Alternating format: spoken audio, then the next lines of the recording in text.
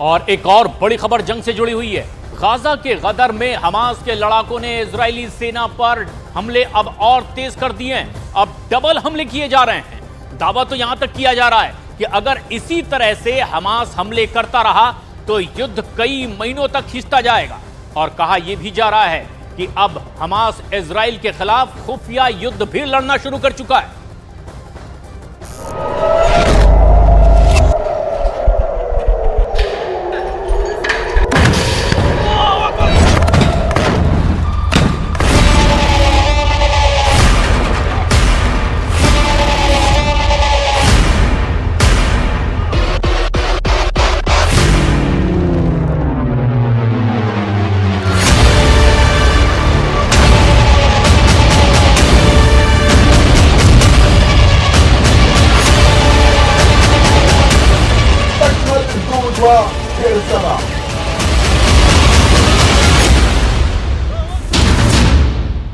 Double धमाका, double हमला, Hamas का खुफिया युद्ध।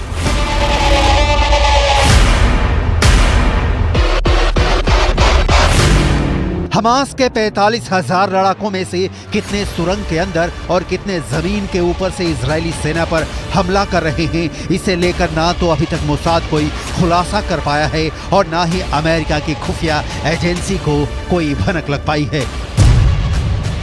लेकिन मिडिल ईस्ट की मीडिया से जुड़े जानकारों के मुताबिक हमास इजरायली सेना पर वैसे भीषण हमले नहीं कर रहा है जैसे उसे करने चाहिए थे।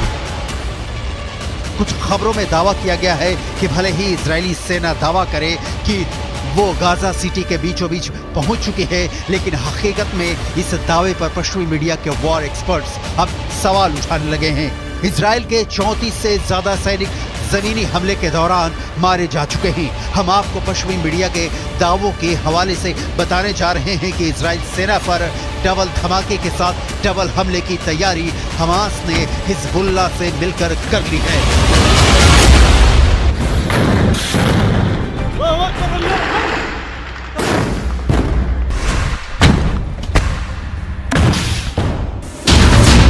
इजराइल की वर्दी में हमास के लड़ाके।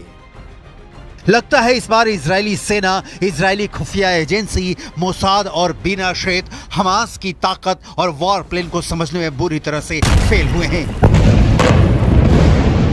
27 अक्टूबर से शुरू हुए दूसरे चरण के इजरायली हमले में दावा किया जा रहा था कि इजरायली सेना एक हफ्ते के अंदर उत्तरी गाजा से हमास के लड़ाकों का सफाया कर देगी, लेकिन अभी तक इजरायली सेना सिर्फ 400 के करीब सुरंगों को तबाह कर पाई है। इधर हमास ने फिर दावा किया है कि उसके लड़ाके इजरायली सेना को उत्तरी गाजा में हरा देंगे। आखिर हमास इतने बड़े दावे कैसे कर रहा है? कुछ खबरों में यहाँ तक दावा किया गया है कि हमास के लड़ाके इजरायली सेना की वर्दी पहनकर हमले कर रहे हैं।